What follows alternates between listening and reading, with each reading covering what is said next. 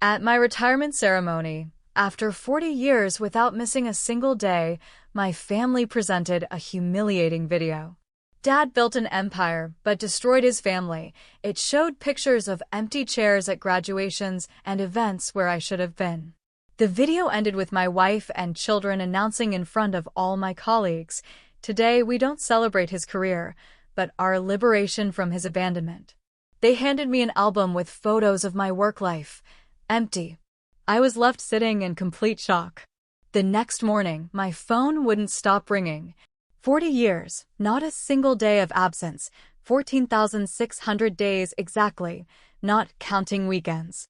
Of course, it didn't matter if I had a fever, if there was a snowstorm, or if the traffic was impossible. I always arrived first at the office and left last.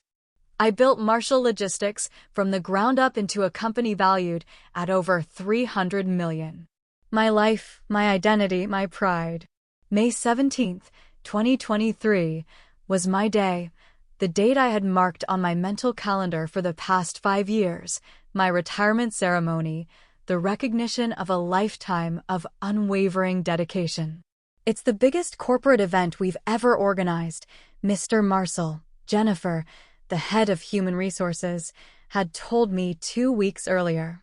Executives from all branches will be coming. Even Mr. Takeda is flying from Tokyo specifically for this. I smiled at the mention of Takeda. We had closed the deal with his company in 1997, a contract that tripled our annual income. I celebrated by working all weekend to ensure the transition was perfect while my family waited for me on the trip to Disney that I had promised for months. "Your father always finds something more important than us," I heard Caroline, my wife, say to our children that night when I called to apologize. I hung up pretending the signal had been cut off. The morning of my ceremony, I put on my best suit, the navy blue Armani I bought after closing the deal with Ferguson Industries. Another lost weekend, another family celebration I didn't attend. My daughter Emily's 16th birthday, or was it Thomas's? I couldn't remember clearly. I drove to the Grand Wellington Hotel where they had booked the main hall. A huge banner hung at the entrance celebrating 40 years of excellence. "Thank you, Richard Marshall." Perfect. While parking, I noticed something strange. Thomas's old Subaru was there, and next to it, the BMW I had given Emily at her university graduation, a ceremony I arrived at when they were already picking up the chairs. I even recognized Caroline's Mercedes. I didn't expect them to come. In fact, I hadn't invited them. Our relationship had cooled considerably in recent years. When was the last time I had a real conversation with any of them? Last Christmas? No. Probably at my mother-in-law's funeral 2 years ago. Caroline barely spoke to me when I arrived late, straight from a meeting. "Richard, the man of the day has arrived," exclaimed Pitt Morrison, my vice president, patting me on the back as I entered the lobby. "Everything is ready. We have a spectacular program." The hall was packed, 200 people at least, the corporate elite in full, important clients, former employees, and there, in the front row, were Caroline, Emily, and Thomas. They didn't smile. They didn't applaud when I entered. They just stared at me. "We have a surprise," Pitt whispered. "Your family has prepared something special." They didn't tell me what it is, but they wanted to be a part of this. A wave of, what was it, apprehension ran down my spine. I ignored it, as I had for decades with any inconvenient emotion. The ceremony began with the usual speeches, the chairman of the board listing my achievements, a presentation on how the company's stock had grown under my leadership, former employees telling anecdotes about my tenacity. And now, announced the master of ceremonies, we have something very special. The Marshall family has prepared a tribute for Richard. The lights dimmed, the big screen lit up. My face appeared first, a recent photo. Richard Marshall, the man behind the empire, the title read. I smiled, pleased. And then everything changed. The title faded, replaced by another. Dad built an empire but destroyed his family. The blood drained from my face. The room fell absolutely silent. What followed was a procession of images I had never seen. Emily, 8 years old, at her ballet recital, pointing to an empty chair with tears in her eyes. Thomas, 12 years old, holding a baseball trophy, looking towards the empty stands. Caroline alone at her master's graduation. Christmases, birthdays, anniversaries, all with a common element: my absence. Each photo had an exact date and explanatory text: June 24th, 2001, Thomas's first state championship. Dad was closing the deal with Westbrook. February 14th, 2008, 25th wedding anniversary. Dad was at a conference in Chicago. I wanted to get up, stop this, but my legs wouldn't respond. The room, previously filled with animated conversations, was plunged into a sepulchral silence. People looked at the floor, visibly uncomfortable. And then the three of them appeared on the screen. Caroline, her face serene but firm. Emily, now a 35-year-old woman, so much like her mother when I met her. Thomas, his jaw tense, so much like me. Today we don't celebrate his career, Caroline said, looking directly at the camera, but our liberation from his abandonment. 40 years waiting for crumbs of attention that never came. You built an empire of steel and cement, Emily continued, but you don't even know the names of your grandchildren. I admired you all my life, Thomas finished, and I spent years trying to get your attention. Today, I finally give up. The screen went dark. The lights came back on. My 3 family members stood up and walked to the stage. Caroline held something in her hands. Congratulations on your retirement, Richard, she said, holding out a book towards me. We made you an album with photos of your family life. I opened it. It was completely empty. 200 blank pages, just like your presence in our lives, Emily whispered before turning around. The 3 of them descended from the stage and walked towards the exit, leaving absolute silence behind them. 200 people holding their breath, and me, sitting with an empty album in my trembling hands, feeling the world I had built shatter. I don't remember how the ceremony ended. Everything became blurred after the door closed behind them. Pitt tried to save the situation with some comment about family always being so emotional, but it fell flat. People began to disperse, murmuring quietly. Some avoided looking directly at me, others showed a mixture of pity and embarrassment. Takeda, the Japanese executive who had flown 14 hours specifically for this event, approached me and said something I will never forget. Marcel-san, in Japan, we say the poorest man is the one who only has money. I sat there as the room emptied. The empty album was still in my hands. I couldn't let go of it as if it were an extension of myself. Jennifer, from Human Resources, was the last to approach. Do you need me to call someone, Mr. Marcel? Who could I call? I replied. It wasn't a rhetorical question. The drive home was the longest of my life. 40 minutes that seemed like 40 years. A 67-year-old man crying at the wheel of a late-model BMW. Pathetic. I entered my house, a mansion really, 6 rooms that were never used, a pool I never swam in. The silence hit me like never before. I had always valued silence, the tranquility to think, to plan business strategies. But this silence was different. It was accusatory. I went straight to the bar and poured myself a whiskey. Then another. On the 3rd glass, I began to mentally review the video. Each image, each date, each missed event. Emily's ballet recital, I was in Denver closing the acquisition of a fleet of trucks. Thomas's graduation, an urgent video conference with Chinese investors. Our 25th wedding anniversary, the presentation of quarterly results in Chicago. There was always a reason, always something crucial, urgent, essential. And now, looking back, I couldn't remember why those things had seemed more important than seeing my daughter dance or my son receive his diploma. I picked up my phone to call Caroline, but what was I going to say? I'm sorry sounded ridiculously insufficient. 40 years of absences are not fixed with an apology call. I went upstairs, past the empty rooms, including the one that had been Emily's until she left for college in 2006. I opened it for the first time in years. It was exactly as she had left it. Caroline had insisted on keeping it that way, in case she ever comes back, she would say. But we both knew that day would never come. On top of the desk was a framed photo, Emily, Thomas, and I on the beach, summer of 1998. The last vacation we took together. I had my arm around Thomas's shoulders and I was smiling. I didn't remember that exact moment, but there was clearly a time when I was present, when I was part of their lives. When did everything change? When did I decide that my presence in the office was more valuable than my presence at home? That night, I didn't sleep. I tossed and turned in bed, alone, as I had been since Caroline moved to the guest room in 2012 and finally left in 2015. It no longer makes sense to pretend this is a marriage, were her exact words. I didn't contradict her. I was too busy preparing the expansion into the South American market.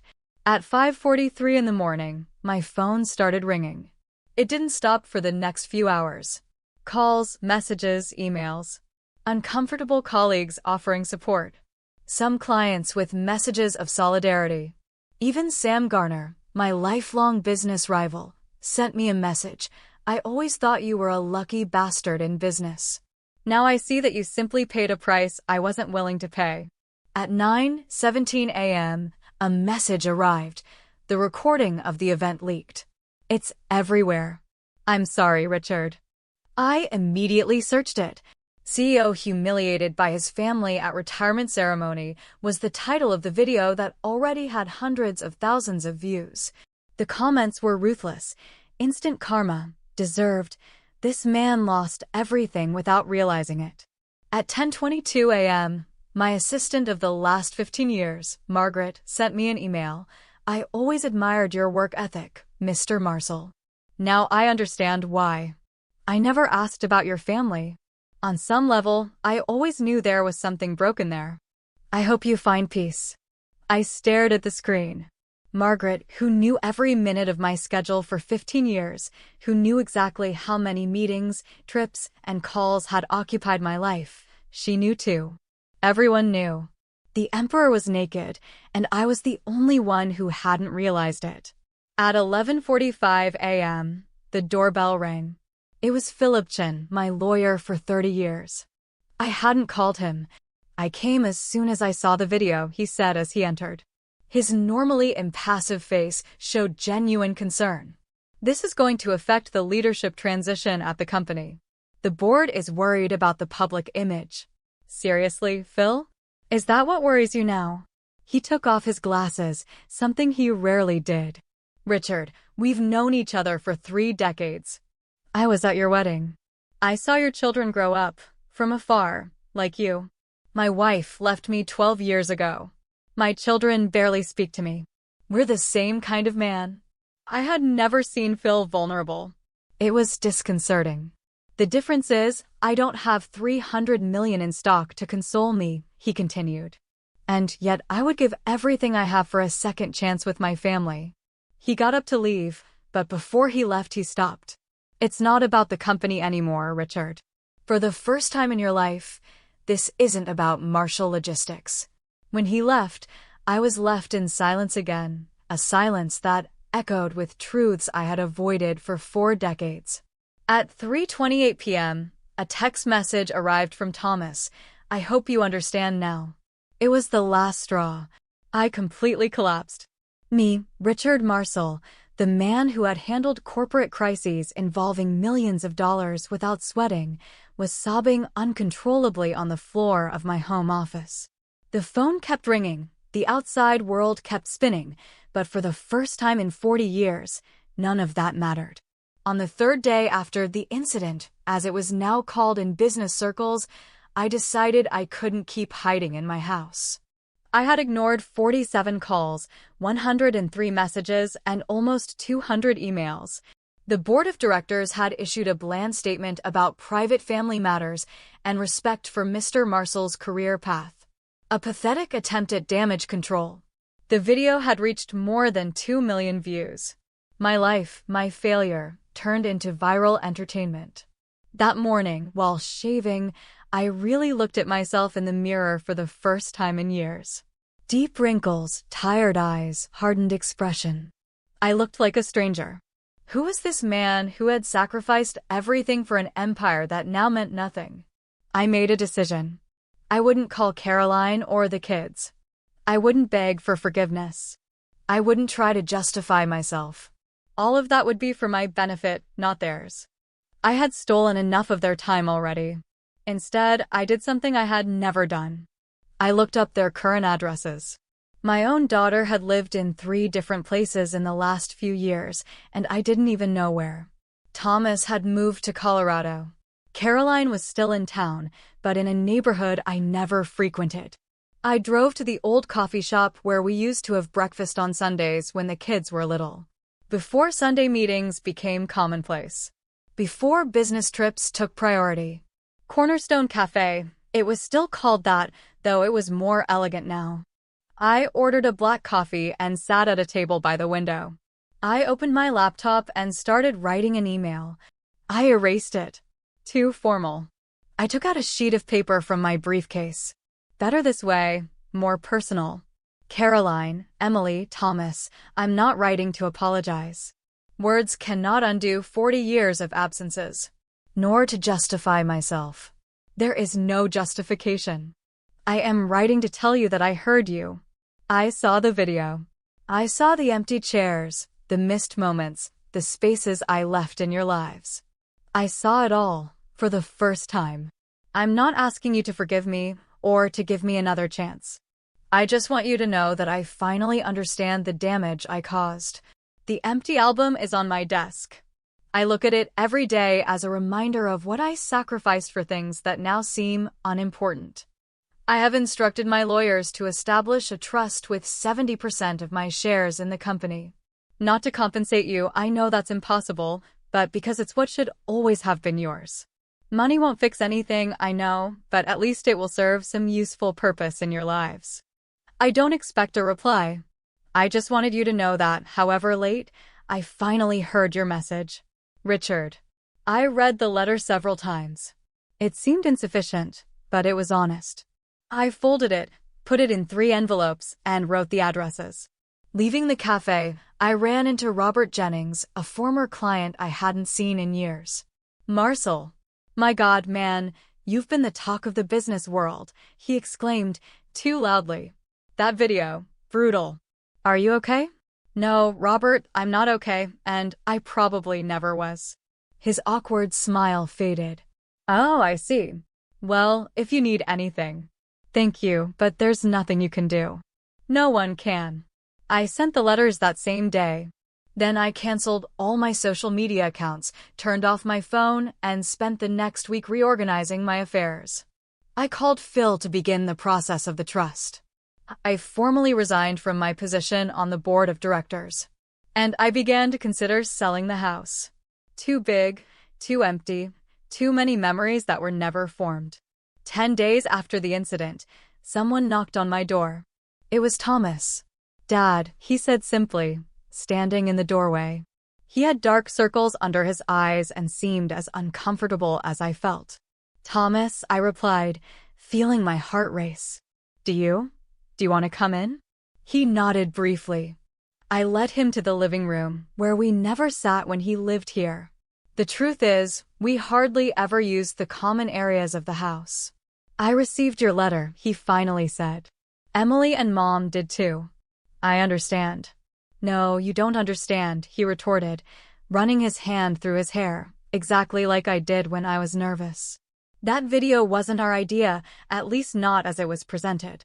What? Emily had prepared a genuine video about your career. Yes, it included photos of events where you were absent, but the tone was different. A reminder, not a public accusation. The producer Mom hired edited it at the last minute. He added that title, that music, those texts. He transformed it into something much more aggressive than we planned. By the time we saw it, it was too late. I was speechless. Thomas continued, Don't get me wrong, we are hurt. The absences were real, the damage was real, But we never wanted to humiliate you like that, in public, in front of all your colleagues. Part of me wanted to feel relieved. Another part knew that this didn't fundamentally change anything. Why are you telling me this now? Thomas sighed. Because your letter impacted us. It was the first time we felt you were really listening to us, that you understood. And then we realized we had gone too far, or at least that the video had gone too far. We were silent for a moment. The ticking of the old clock marking seconds that seemed like hours. Emily is pregnant, he finally said. 7 months. You're going to be a grandfather in August. The news hit me like a wave. I didn't know. How could I know? We hadn't spoken in almost 2 years. Another silence. We rejected the trust, he continued. Money was never the problem. We never lacked anything material. We lacked you. I nodded, unable to speak. Mom says you can call her if you want. She's willing to talk. Emily will need more time. But the baby changes things. And you, Thomas? What do you want? He looked out the window at the garden, perfectly maintained by gardeners who came when I wasn't there. I want to try. I don't know if it will work. There's too much water under the bridge, but I want to try. That afternoon, Thomas and I talked more than we had in the last 10 years combined. He told me about his work as an environmental engineer in Colorado, about his girlfriend, Stephanie, about how he had stopped wearing ties because they reminded him too much of me. When he left, he promised to come back. I don't know if he will, but the mere fact that he said he would try meant more than any $1 million contract I had ever signed. That night, for the first time in years, I slept without nightmares. Not because everything was fixed. Nothing was fixed, and perhaps it never would be completely. But because I had finally stopped running from the truth. The viral video was eventually replaced by new scandals, new stories. The business world kept spinning without me. Marshall Logistics announced a new CEO. The stock fluctuated. Life went on. 3 weeks later, I called Caroline. The conversation was difficult, full of awkward silences and painful truths, but at least we talked. In the end, she agreed to have coffee the following week. I don't know if I'll ever get my family back. Probably not, at least not as it could have been. There are wounds too deep, absences too prolonged. But every morning, I open that empty album they gave me at the ceremony, and every day I paste something small, a text message from Thomas, a note about the call with Caroline, information about the baby that's on the way. 40 years building a paper empire that crumbled in an instant. Now, at 67, I'm learning what I should have always known. That true foundations are not built with contracts and acquisitions, but with moments, with presence, with chairs that are not empty. It's a lesson that came too late, but at least it finally arrived. In the end, true fortune is not measured in assets or professional achievements, but in shared moments and chairs that weren't left empty. I built an empire that impressed strangers while losing the only people who really mattered. The recognition I so longed for came in the most painful way possible, showing me that 40 years of business success cannot compare to 40 years of family memories. Don't make my mistake. Work will always be there, but ballet recitals, graduations, and anniversaries only happen once. No professional achievement is worth the price of missing out on the lives of those you love.